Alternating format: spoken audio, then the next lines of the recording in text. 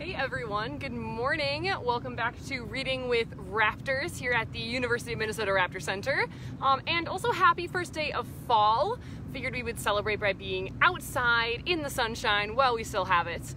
We've got a couple of leaves coming down already here on the St. Paul campus. We've got a couple of trees changing already, but still looking pretty green.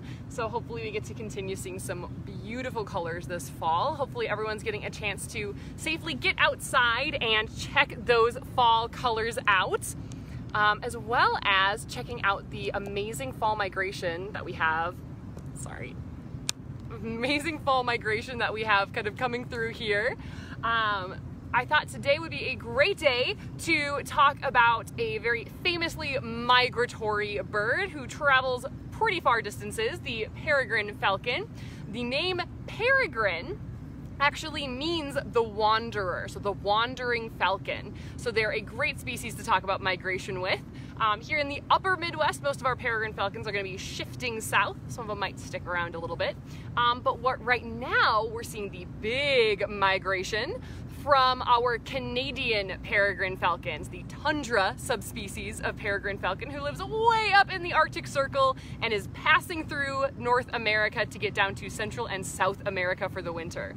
So great species to talk about migration with. So while hopefully folks are getting out and seeing some of these raptors passing through, this is what we've got going on. So on a related note, not quite migration, but really important for peregrine falcons, it's actually their history here over the last 100 years or so here in North America, where peregrine falcons were actually considered an endangered species. We're actually taken off the endangered species list a little bit less than 20 years ago. So really happy for that. But the reason that they were an endangered species is actually because of a pesticide or a bug-killing chemical called DDT. So today I thought would be a great day to read a book about one of the people who was really responsible for getting us to realize the effect that this DDT or this pesticide had on our native birds, not just raptors, but a lot of songbirds as well. So I found a great book here in our Raptor Center collection called Rachel, the story of Rachel Carson. This is by Amy Ehrlich. I'm gonna go with Ehrlich, and illustrated by Wendell Minor. So this has these beautiful arts, this kind of illustration style with a lot of kind of natural grasses and plants. So I was really excited about the artwork. And then Rachel Carson, of course, being a huge figure when we're talking about conservation along with environmental education, really getting people to see and understand and relate to the problems that we were experiencing with wildlife.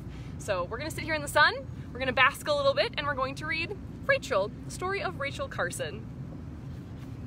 Oh, here's this beautiful first page of this beautiful kind of bay out in the sun. And then actually on the kind of credits page, there's this other beautiful kind of sunset, probably over that same bay with some, it looks like geese or shorebirds flying over.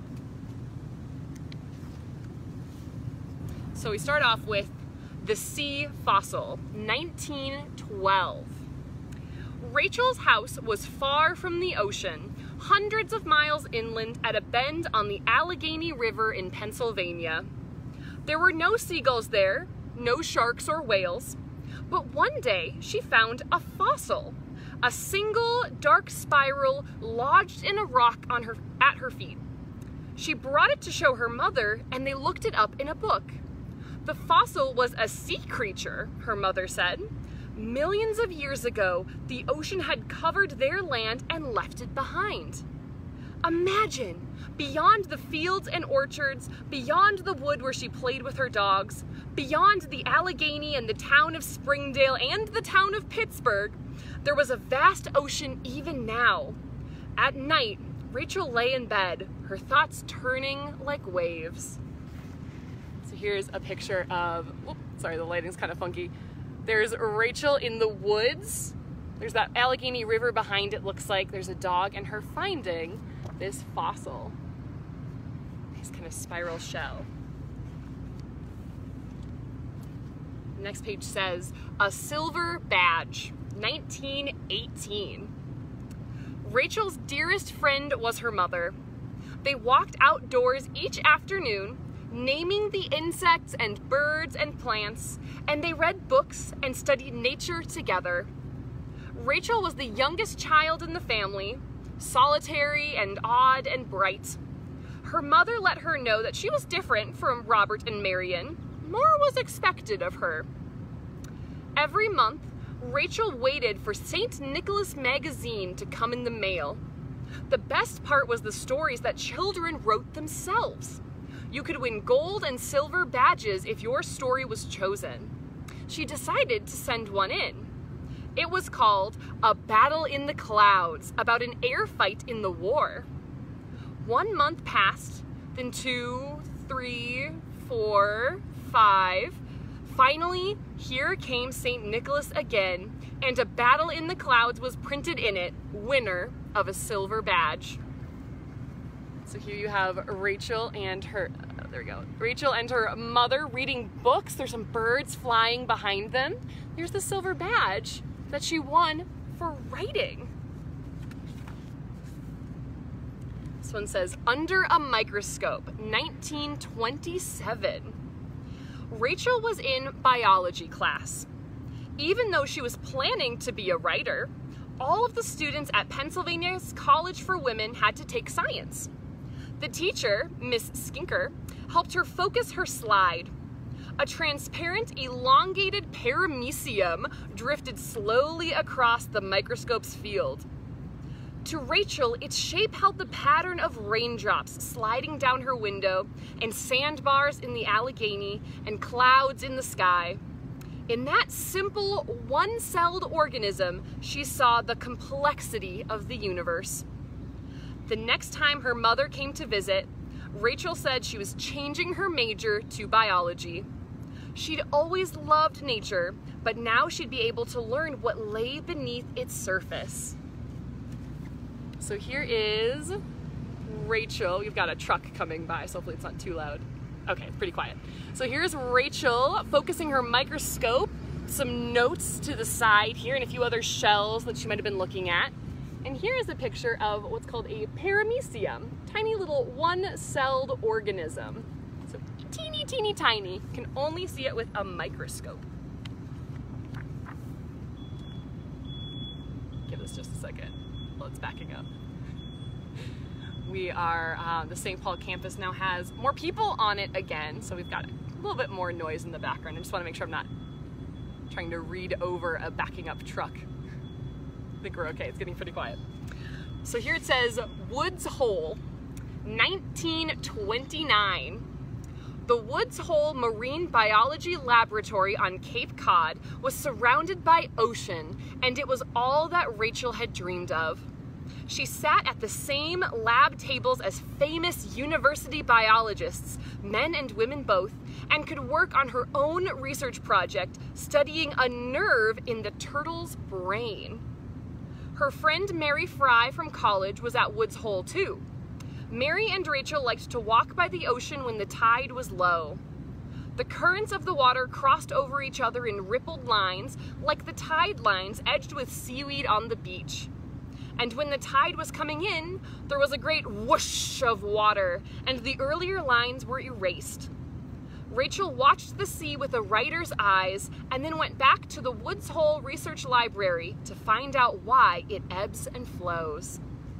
So here is a picture of that beautiful beach. There's the lighthouse and this laboratory in the background, and then the waves coming in on the beach. And here's a sea turtle that she was studying. Oh, here is just a lovely full spread picture of this beautiful bay, the ocean, and then all the kind of pebbles and little shells on the beach as the tide comes in and out. And then two friends walking up on the beach.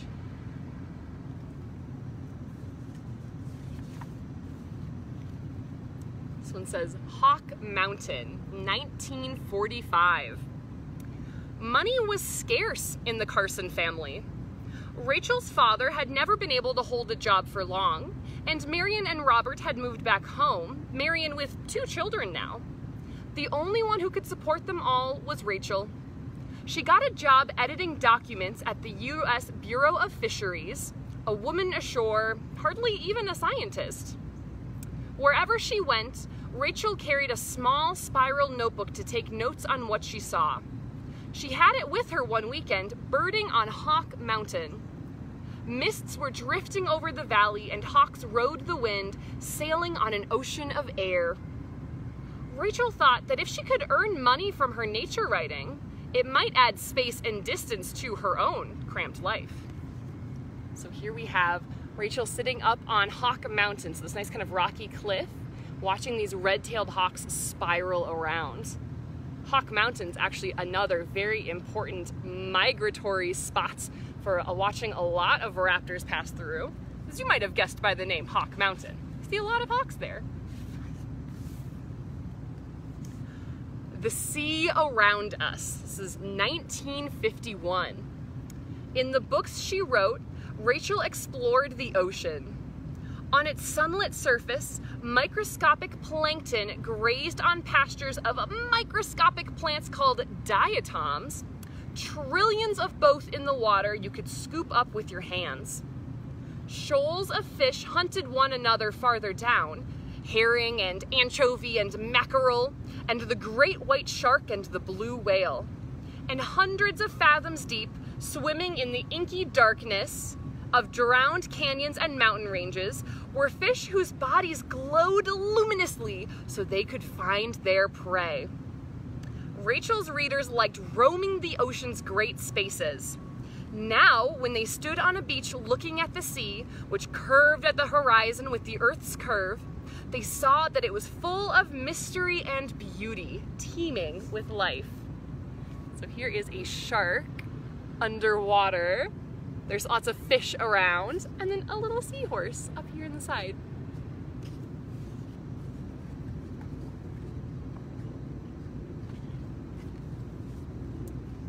Collecting Specimens, 1953.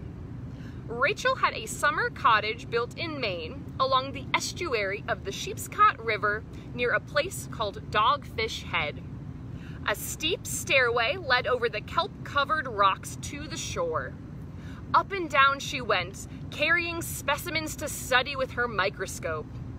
Gray sea squirts, pale pink hydroids, a tiny sea fish, a patch of green sponge, flowers that were not plants but animals, delicately moving, searching for food. The best time for collecting was on the spring tides of the new moon. Rachel's guests to the cottage came, too, and looked under the microscope. But it was Rachel alone who, with her dungarees rolled up, went back to return the living creatures to their home. So here is that house built on Dogfish Head. And then all the little kind of sea creatures down here near the bottom that she's looking for to collect. Look under the microscope like this teeny tiny starfish. Here, this must be her bringing them back or looking for new specimens. This one under the full moon, this beautiful kind of coastline here near the kind of where the river and the ocean meet. It's what we call an estuary. So some salt water and some fresh water. Lots of animals live in these estuaries.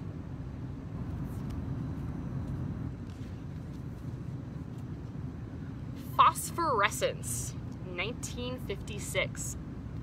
On a windy night in August when the tide was high, Rachel and her niece Margie went down to the sea to tie up a raft.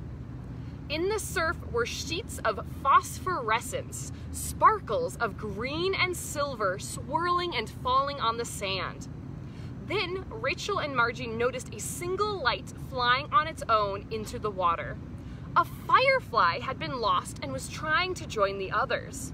They saved it from drowning just in time. This was a story Rachel loved for the communication that it showed between different species. She wanted to put it in a book for children, but Margie passed away a year later and Rachel was left to bring up Margie's son, Roger, who was only 5. For a long time, she felt helpless, as lost as the firefly. So here's that beautiful bay with the fireflies phosphorescing or lighting up, kind of looking at the water, and then a close-up of a little firefly. Very complicated life Rachel Carson had. The Lost Woods, 1957. The woods near Rachel's cottage were shadowed with spruce trees, but in the open patches, reindeer moss grew and the pines smelled sweet in the sunshine. If you were lucky, you could sometimes hear the silvery song of a hermit thrush. Rachel and her summer friend Dorothy Freeman loved these woods for their stillness and peace. But one day they saw that the road out to Dogfish Head was being widened by the town. There was a land boom in Maine, and they worried that the few wild places remaining on the seashore would soon be gone. Rachel knew that people, as well as other creatures, needed the sanctuary of wilderness. She tried to buy the woods as a nature preserve, but the owners wouldn't sell. They wanted to get a better price. So here are those beautiful woods, amazing trees and a little walking path. And here's a little hermit thrush.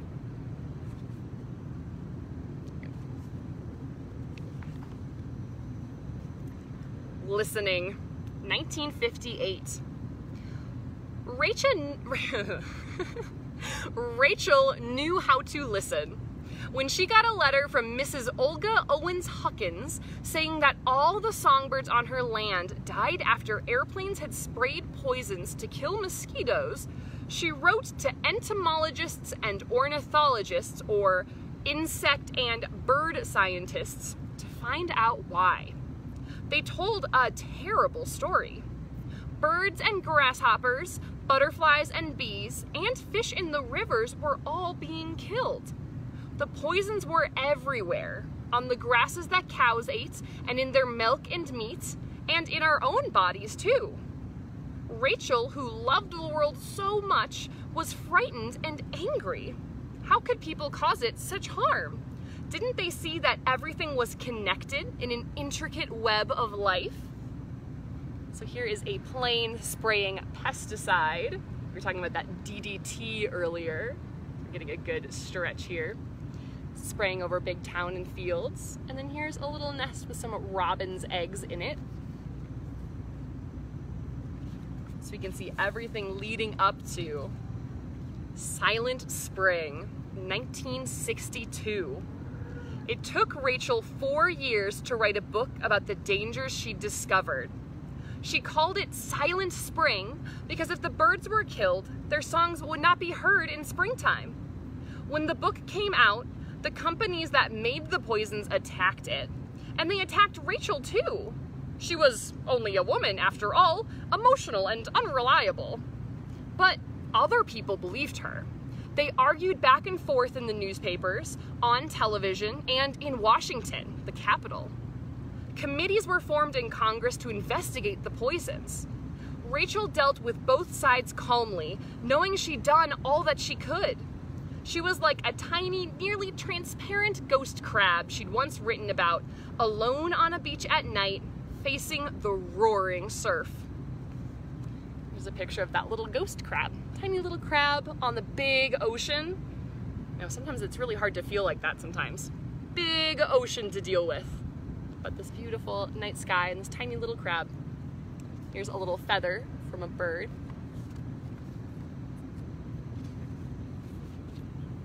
A Migration of Butterflies, 1963. Rachel needed her courage for something else too. Something more private and lonely. She was fighting for her own life against cancer.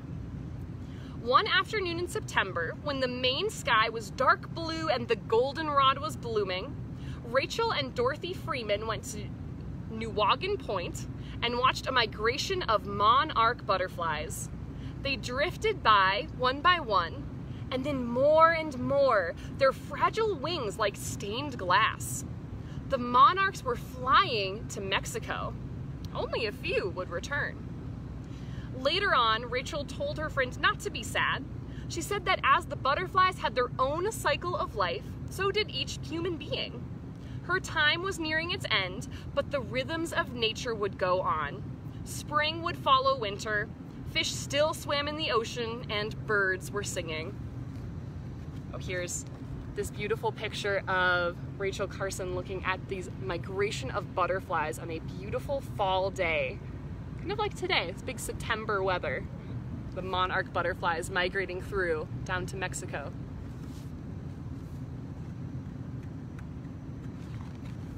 Here's the epilogue.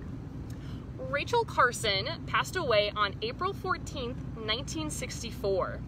The pesticides report of the President's Science Advisory Committee confirmed the toxic effects of DDT and the other poisons she described, as did 2 Senate committee hearings on environmental hazards.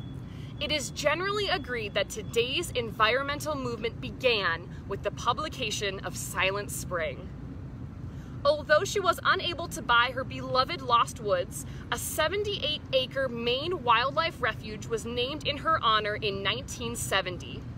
The Rachel Carson Salt Pond Preserve has woodlands, overgrown meadows, and coastline on Muscongas Bay near Pemaquid? I am maybe not pronouncing that right. Pemaquid Point. At low tide, there is a large pool where you can see many of the sea plants and creatures that Rachel Carson studied and loved.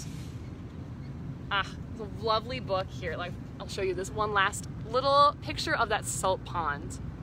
So those estuaries, those kind of areas where the rivers and the ocean met, were really important to Rachel Carson. So her publication, the book Silent Spring, again, is widely considered to be one of the biggest forces behind the environmental movement of kind of the 1960s and 70s, which really got a lot of us thinking about how we can better protect the environment around us. So because of this book, we actually stopped using DDT, or this pesticide or poison that kills insects. And that meant that we were able to recover our peregrine falcon population. You see, when we were spraying this DDT on insects, so on plants and on insects, small birds would eat those insects, and then peregrine falcons hunt and eat other birds. So think of each tiny DDT-covered insect as being one tiny little dose of that poison. Each small bird would eat 100 of those insects and have 100 little doses of poison that added up to kind of a medium-sized dose of poison. And then a peregrine falcon in a year might eat hundreds of small birds, so she gets 100 medium doses of poison, and that all adds up to a really big amount of that DDT in a peregrine falcon's body. What DDT does is it affects calcium in the body. And for insects, this can actually kill those insects. But for birds, what it does is it prevents them from storing calcium in their eggshells. So when a peregrine falcon would lay eggs, the eggshells were super, super thin. So that this bird here behind me, she only weighs about 2 pounds. But if a peregrine falcon who had been eating birds that were eating insects covered in DDT laid their eggs and went to sit on them to incubate them, this 2-pound bird would actually crush its own eggs. So for a really long time, we were not seeing any new peregrine falcons hatching out of their eggs. Most of them were not making it to adulthood. So we were seeing way fewer peregrine falcons, to the point where they were actually considered an endangered species.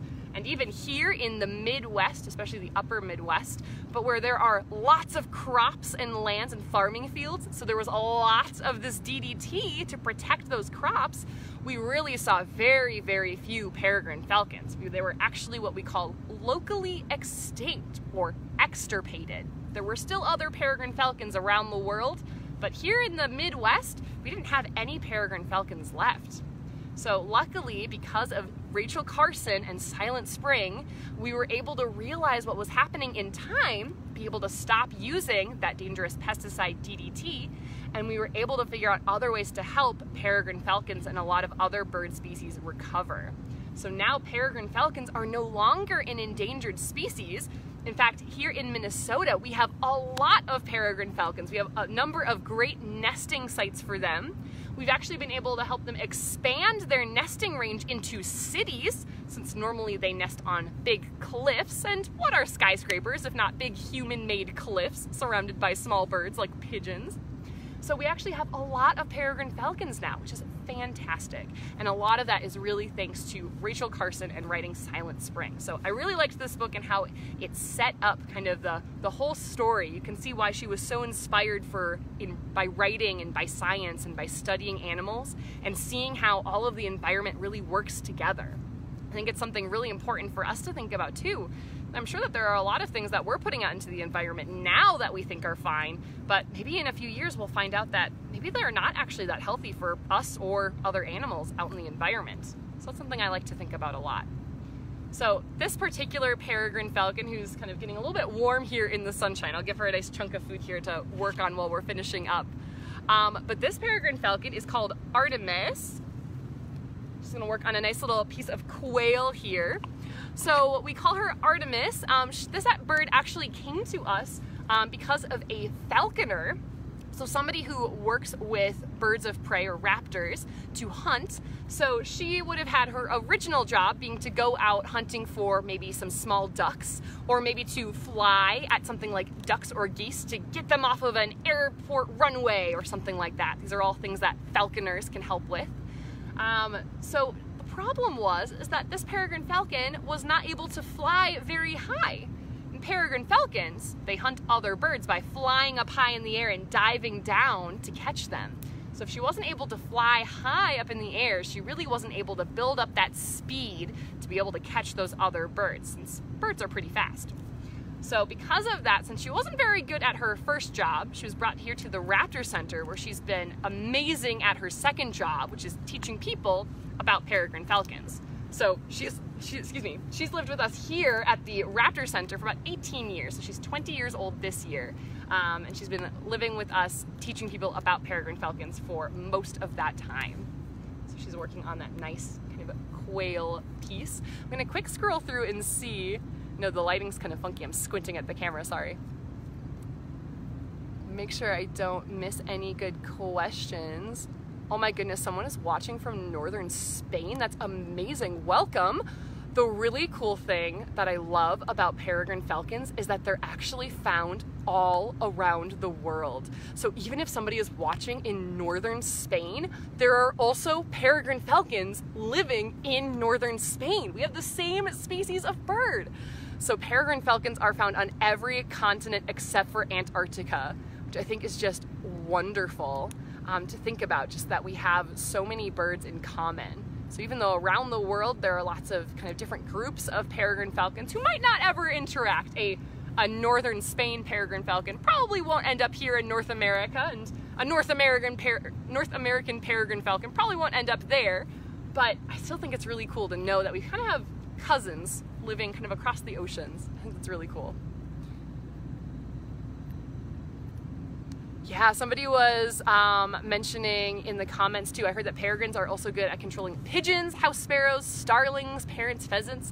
Yeah, a lot of, both naturally, these birds will hunt these invasive species that we have here in North America, but we do also have, again, falconers who do what's called abatement, which basically means kind of using natural pest control. So rather than trying to set out traps or figuring out ways to kind of kill and get rid of these invasive species, we also have ways for peregrine falcons to hunt them, or like I was saying earlier with the airport runways, ways of moving these birds who maybe are a nuisance to people, moving them away so that they can continue doing their own thing just somewhere a little bit safer. So peregrine falcons and some other raptors working with falconers are phenomenal for doing a lot of this.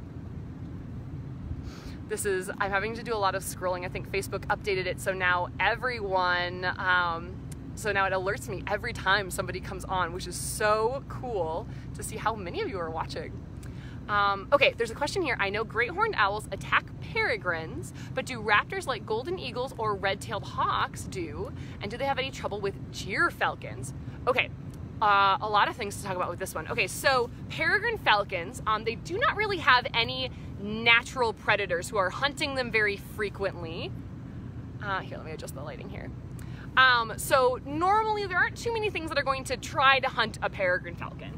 If anything did, a great horned owl would probably be top of the list, because great horned owls will try to hunt and catch pretty much anything that is small enough for them to grab onto.